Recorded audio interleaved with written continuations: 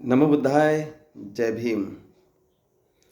आइए आज हम जानते हैं कि तथागत महाकारुणिक ने हमारे जीवन में दुख नहीं आना चाहिए या दुखों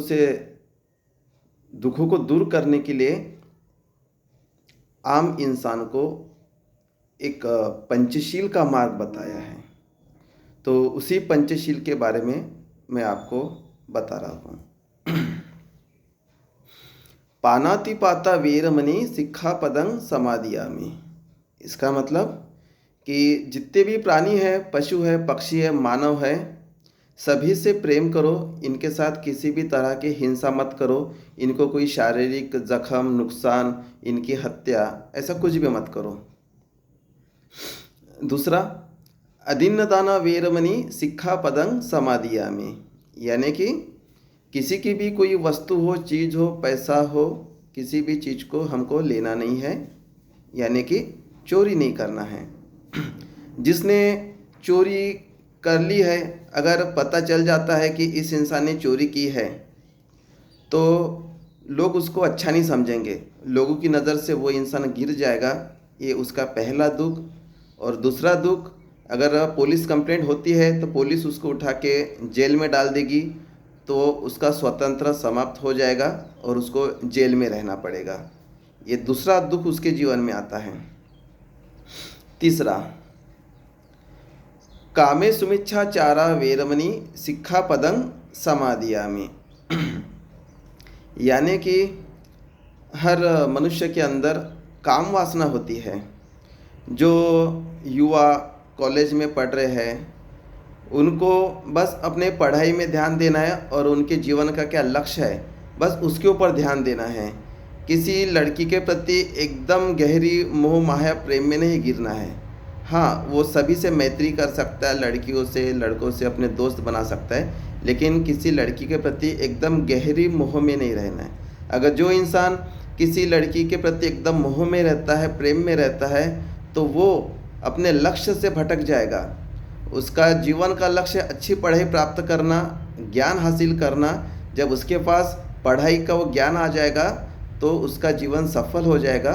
वो कुछ अच्छा सा जॉब या बिजनेस जो भी उसको करना है, उस शैक्षणिक ज्ञान के अनुसार वो प्राप्त कर सकता है। अगर जो लड़कियों के चक्कर में रहा तो उसका ध्यान भटक जाएगा, उसका पढ़ने में मन नहीं लगेगा और उसका जीवन फिर आगे मुश्किल हो जाएगा। जिसकी शादी हो चुकी है, जो पति पत्नी है, उनको एक दूसरे से प्रेम करना है और एक दूसरे के ऊपर विश्वास रखना है।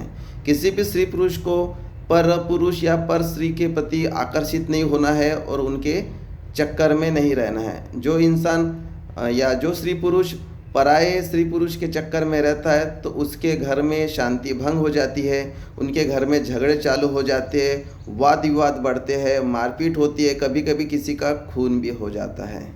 तो बहुत भयानक दुख आते हैं अगर कोई बाहरी इसमें रहता है तो। एक है मूसावादा वीरमणि सिक्खापदं समादियामि, यानी कि झूठ नहीं बोलना है, किसी को फंसाना नहीं है, कहीं पर झूठी गवाही नहीं देना, किसी के ऊपर झूठा आरोप नहीं लगाना है। किसी ने चोरी की या किसी ने कुछ गुनाह किया, जिसको मालूम भी नहीं उसने किया कि नहीं किया, तो जबरन कोर्ट में, पंचायत में, उसके रिश्तेदार के सामने किसी के ऊपर झूठा आरोप नहीं लगाना है। उसको फंसाना नहीं है किसी को झूठा आरोप लगा के।